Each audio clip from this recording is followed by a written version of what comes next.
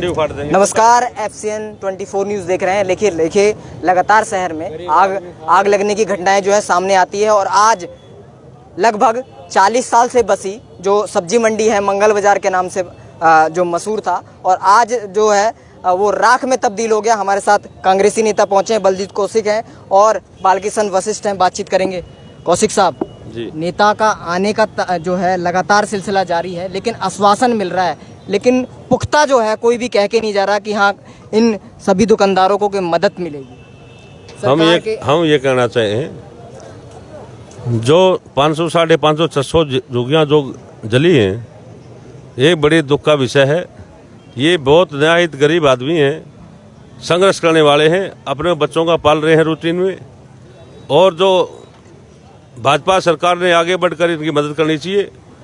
अगर मदद नहीं करेंगे, हम कांग्रेस पार्टी के सभी साथी भाजपा सरकार को कान खोलकर काम करेंगे और हमारे गरीब भाइयों के साथ कंधे से कंधा मिला के साथ देंगे। और भाजपा के नेता जितने भी यहाँ घूम रहे हैं, अपनी शक्ल दिखाने आ रहे हैं, कोई पक्का कोई आश्वासन नहीं, कोई मदद करने का कोई तरीका नहीं। भाजपा सरकार चाहे तो गरीबों की मदद कर सकती है, अगर नहीं करेंगे हम कान खोलने का काम करेंगे। रेडी पटरी के नाम पर MCF की तरफ से कम 50,000, 10,000, 20,000 के लोन भी दिए गए और इसमें ऐसे कई व्यापारी हैं जिन्होंने 50,000 तक के लोन लिए हुए थे। अब कैसे भरेंगे? काफ़ी गरीब आदमी हैं, बेचारे मंडी से लाते हैं, शाम को बेच कर फिर अपने बच्चों को पालन पोषण करने का काम करते हैं। ऐसे टाइम में भी सरकार मदद नहीं करेगी, इससे बड़ी तो लानत हो ही नहीं सकती। और मैं कहना चाहता हूँ अपने भाइयों को, जिस टाइम भी हमारे भाई याद करेंगे, 24 घंटे बलजीत कौशिक ये वशिष्ठ साहब आपके बीच में खड़े होंगे। जब भी आदेश देंगे, प्रशासन का घेराव करने का काम करेंगे, भाजपा के नेताओं का घेराव करने का काम करेंगे। आपको मदद मिलेगी, जब ही हम रुक पाएंगे। बस। कौशिक साहब, विपक्षी नेता, आप विपक्ष के तौर पर हैं, लगातार सरकार पर जो है हल्ला बोलते हैं और सूत्रों के हवाले से ये भी सूचना आ रही है कि सरकार के मिली भगत से जो है अवैध वसूली भी यहाँ पर होती थी। आज जब ये जलकर राख में तब्दील हो गया तो कोई भी सरकार का जो अवैध वसूली जो करता था वो अभी तक दिखाई भी नहीं दे रहा है दूर दूर तक। हम ये कहना चाहेंगे, अब दुख का विषय है, हमारे भाइयों को नुकसान हुआ है, इनकी भरपाई होनी चाहिए, सरकार ने भरपाई करनी चाहिए। और ऐसे टाइम में कोई और भी मदद करते हैं गरीबों की, ये अपने सामान बटोरने में लग रहे हैं, बेचारे इकट्ठा करने में लग रहे हैं। जो 8-10 करोड़ रुपए का जो नुकसान हुआ है, भाजपा सरकार ने आगे बढ़ के या प्रशासनिक तौर पर अधिकारियों ने विजिट करना चाहिए, इनको संज्ञान में लेना चाहिए, कितना नुकसान हुआ है इनकी लिस्ट तैयार करनी चाहिए। अभी तक कोई भी प्रशासनिक अधिकारी है एक बार हाल तक लेने के लिए नहीं आया भाई? प्रशासन का कोई आदमी कोई नहीं आया जी। आया कोई? नहीं, अभी नहीं आया। लेने वाला कोई। अगर कोई नहीं आया है तो 1-2 दिन के अंदर सरकार कुछ समाधान करेगी, ना तो हम आपके साथ चलेंगे, प्रशासन का घेराव करने का काम करेंगे, कंधे कंधे मिला साथ देंगे आपका। बालकिशन जी, लगातार आप जो है इस क्षेत्र में सक्रिय रहते हैं और लगातार समाज की आवाज को उठाते रहते हैं, तो क्या लगता है किसी की साजिश थी या कैसे लगी थी? देखिए, तो ऊपर वाले को पता है, इसको हम साजिश कहें या किसी की चाल कहें, इसको हम नहीं कह सकते, लेकिन जो हुआ है बहुत गलत हुआ है। इससे ज़्यादा हमारे भाइयों के साथ नहीं हो सकता, क्योंकि आज के टाइम में पैसा कमाना बड़ा मुश्किल है, बच्चों का पालन पोषण करना बड़ा मुश्किल है। कहाँ से ये दिहाड़ी मजदूर हैं, सुबह अपने 6 बजे दुकान लगाते हैं, रात को 12 बजे दुकान बढ़ाते हैं, फिर सुबह थिए पे आके बैठ जाते हैं। महिलाएं हैं जो विधवा हैं, यहाँ पर अपना पालन पोषण करती थी और लाखों लोगों रुपए का वो माल जो है उधार लेकर आई थी, सारा रट जल कर राख। देखिए, ये बड़ी दर्दनाक हालत है। इससे जितना हम कुर्दे देंगे उतने ही हमारे अंदर से खून का आंसू निकलेंगे, क्योंकि जो हमारी माताएं बहनें हैं वो बच्चों का पालन पोषण करने के लिए सुबह शाम तक यहाँ बैठी रहती हैं। बच्चों को स्कूल भेजने के बाद मैंने कई बार अक्सर देखा है कि बच्चों को स्कूल छोड़ने के बाद यहाँ बैठती है। फिर कई बार मैंने ये भी देखा है कि बच्चे दुकानें चलाते हैं और माता उनकी अपना कोई घर का काम करना है, कोई मार्केट में सामान लेने चली जाती है, जो अपनी दुकानों में लगाते हैं। तो इससे हमारे समाज के लिए, हमारे भाइयों के लिए, हमारी बहनों के लिए दर्दनाक हादसा नहीं हो सकता। कितनी दुकानें थी और कितने रुपए का नुकसान हो? देखिए, यह खेड़ी पुल मंगल बाजार के नाम से मशहूर है। कम से कम 35 से 40 साल पुराना ये बाजार है और इसके अंदर 600-700 जो दुकानें लगती हैं बाहर भीतर, इसमें करीबन इतना हमारा दुकानों का एस्टीमेट है। और जो खर्चा की बात करें भाई कितना इसमें नुकसान हुआ है, तो इसके नुकसान की मेरे हिसाब से जो हमने इनसे बात की है यहाँ के जो हमारे दुकानदार भाई हैं, तो 7 से 8 करोड़ का कम से कम इसमें हमारा बजट बनता है। देखो जी भाई, तो अब सरकार से क्या मांग कर रहे हैं? सरकार से हम यही मांग करते हैं कि भाई इनकी जो क्षति हुई है, जो इनको हानि हुई है शारीरिक तौर से भी, पैसे की भी और मानसिक तौर से भी, तो इनको उसकी पूरी कराई जाए। चाहे वो डीसी फंड से कराएं, चाहे रेड क्रॉस फंड से कराएं, चाहे वो सीएम साहब अपने फंड से कराएं। देखिए, विधायक आए, सूत्रों से ये भी पता चला कि विधायक कह रहे थे अवैध जमीन पर लोग बैठे हैं। देखिए, मैंने मुद्दा उठाया था कि विधायक जी कि इनको कोई 10 बाई 10 के 8 बाई 8 के ऐसी जगह कोई जगह अलर्ट की जाए कि भाई जहां ये अपना जीवन यापन कर सकें और अपने बच्चों को अपना गुजारा कर सकें। तो विधायक जी मेरे पूछ रहे थे आप कौन है, आपका क्या नाम है? भाई उनको नाम लेकर के मेरा करना है क्या? मैं उनको जो समस्या का समाधान बता रहा हूँ उसका वो जवाब निकालें। और कौशिक साहब, सबसे बड़ी बात, जिनके पास लाखों रुपए होते हैं तो वो तो 16 की मंडी में दुकान ले सकता है, लेकिन गरीब आदमी के पास, जो इसके पास 1000 रुपए नहीं है, 2000 रुपए नहीं है, वो कहाँ से दुकान लेगा? तो एमसीएफ की तो कुछ तो ऐसा समाधान निकालना चाहिए। आप भी सरकार में रहे, निकालना चाहिए, पक्का समाधान करना चाहिए इनका, रोज रोज दिक्कत ना आए और इनका परमानेंट ट्री बने होने चाहिए।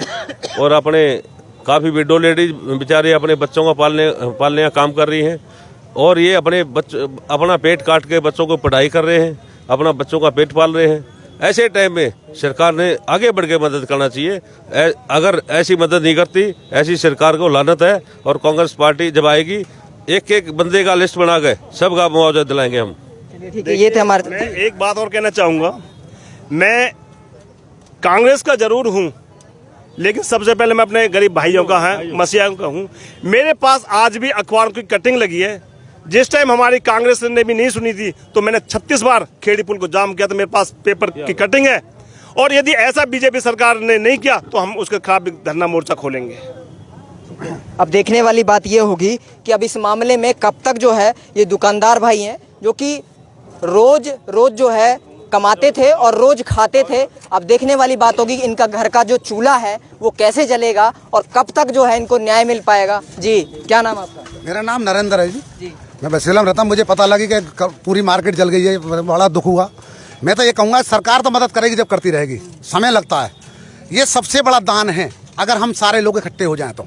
मैं ये कहता हूँ सबसे पहले आवाज़ मेरी पहुँचाओ कि 5000 मैं दूंगा इन गरीबों को बसाने के लिए। हमारे जैसे 500 आदमी इकट्ठे हो जाए यहाँ पे तो हम 2.5 करोड़ रुपए इकट्ठा कर सकते हैं। जो नेता 1-1 करोड़ रुपए खर्च कर देते हैं, जो बड़ा मंत्री आता है 10 लाख रुपए फूंक देते हैं, अब अपना दिल दिखाओ बढ़ा करके। अरे कोई 50 दो, कोई 20 दो, कोई 40 दो, कल में कॉलोनी को बसा सकते हैं हम इसको। अगर जैसे आप कह रहे हैं, ऐसे जैसे खबर दूर तक पहुँचाओ सब जैसे कि आप बात कर रहे हैं, अगर मैं हमारे समाज से भी अगर फरीदाबाद की बात करूं तो ऐसे कई विधायक हैं, पूर्व विधायक रह गए हैं। अगर एक विधायक भी 5-5 लाख रुपए देगा तो एक दुकानदार का जो है यहाँ पर भरपाई हो सकती, दुकानदारी कर सकता है। मैं तो एक छोटा सा आदमी जब छोटी स्कूटी चला के आया हूँ क्योंकि मुझे इनका दर्द पता लगा। जब इलेक्शन होते हैं तो दारुओं में जो है करोड़ों रुपए बहा दिए जाते हैं। तो कि कल को मुझे बुखार आ जाए, कोई बात हो जाती है, डॉक्टर 10,000 रुपए ले लेगा। आज मैं सबसे बड़ा दान मानता हूँ कि गरीब उठ जाए। ये 5-5 हजार रुपए मेरे 500 भाई इकट्ठे हो जाए शहर के, जितने समाज सेवी कहते हैं मैं दान करता हूँ, मैं दान। अरे दान करना तो इस कॉलोनी के अंदर आ जाओ, दान करो तो नेता हो, यहाँ के आओ और सबसे पहले घोषणा करो। सरकार तो करेगी जब करेगी। अरे कोई 50 दो, कोई 1 दो, कोई 2 दो, तुम पर नोट की गड्डी लगी पड़ी है नेतान पे, आए मदद करें। मैं तो सबसे पहले कहूंगा और सबसे पहले मैं बैठा हूँ, 5000 मेरे से लो, 5-5 हजार देने हम कल ही कॉलोनी अभी तक विपक्षी के नेता आए, सत्ता दल के आए, लेकिन किसी ने भी क्या है, सिर्फ आश्वासन के नाम पर। इनका सिर्फ लोगों का इनका वोट मांगने का काम है कि कोई कुछ कहेगा कि हम वो कराएंगे, हम वो कराएंगे। हमारा ये काम नहीं है, हम ना कोई इलेक्शन लड़ने वाले, हम एक गरीबों के बीच में पैदा हुए हैं, गरीब हैं। गरीब के नाते हम कह रहे हैं कि 5000 की मदद करने से हमारे पे कोई एक आदमी खड़ा होगा 5 और हम 500 आदमी इकट्ठे हो जाएंगे, 2.5 करोड़ रुपए इकट्ठा कर सकते हैं हम। देखिए, ये है, ये नौकर क्या करते हैं आप? मेरा काम कपड़े का है, जूते वूते की दुकान है मेरी। जूते की दुकान है, व्यापारी है, व्यापारी का दुख जो है समझ सकते हैं, छोटे व्यापारी का दुख समझ सकते हैं। इन्होंने अपनी तरफ से कह दिया अगर मैं 5000 देता हूं, अगर ऐसे 500 लोग जो है इकट्ठा होते हैं तो सारे दुकानदारों की मदद हो सकती है। दोबारा से जो है इनकी जो इनके चेहरों पर रौनक है वो कहीं ना कहीं आ सकती है। बाकी तस्वीरें हम आपको दिखा दें। ये देखिए, ये मंजर जो है सुबह का है। सुबह लगभग 3 बजे की घटना है और लगातार 3 बजे से हमारी नज़र इस पर बनी हुई है। कई नेता मंत्री जो है आ रहे हैं और सिर्फ आश्वासन देकर जा रहे हैं, लेकिन किसी की तरफ से अभी तक कोई मदद नहीं मिली है। और लगातार जो है, और पता नहीं मिलेगी नहीं मिलेगी, जब मिलेगी तो हमारी भी आवाज़ जो है उसमें आएगी और उठाएंगे हम। आप देख सकते हैं छोटे छोटे बच्चे आज यहाँ पर आने को मजबूर हैं, जो कि स्कूल में पढ़ा करते थे या फिर घर पे रहा करते थे, क्योंकि कहीं ना कहीं इनका जीवन यापन जो है यहीं से हुआ करता था। आज ये चावल देखेंगे, ये लगभग जो है 80 रुपये किलो या 100 रुपये किलो के चावल हैं, और अब देख सकते हैं रोड पर फैला हुआ है, जलकर राख हो चुका है। ये तस्वीरें आप देखें, दूर दूर तक देखेंगे तो आपको सिर्फ क्या है, राख नजर आएगी। और ये मसाले की दुकान है, और देखिए चूहे की क्या हालत हुई है, आप देखें ये देख सकते हैं साफ तौर पर तस्वीरों में ये हालत है।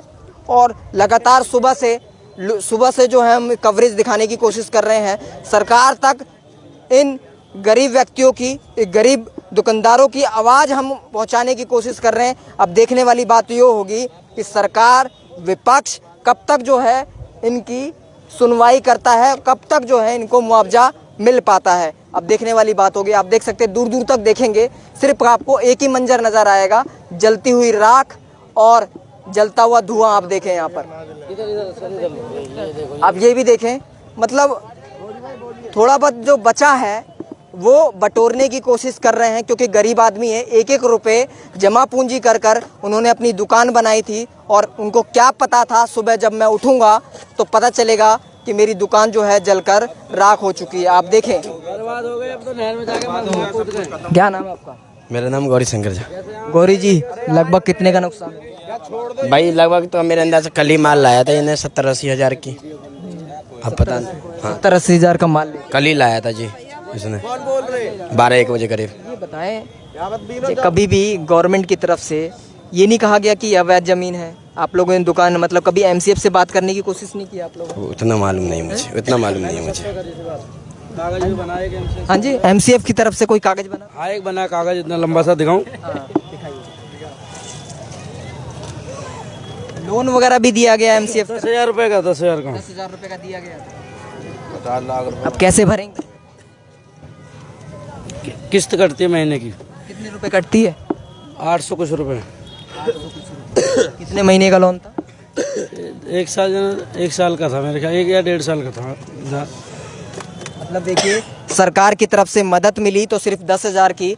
अब लाखों रुपए का तो सामान था, अब 10,000 में क्या होगा? अब कैसे जो है एक गरीब व्यक्ति अपना जो है वो लोन भरेगा और कैसे जो है अपना जीवन यापन करेगा, क्योंकि जो जमा पूंजी थी वो सारी दुकान में लग चुकी है। और देखेंगे तो ये देख सकते हैं, मतलब ये दाल चावल सारे मिक्स हैं और अब ये जल के राख हो चुके हैं।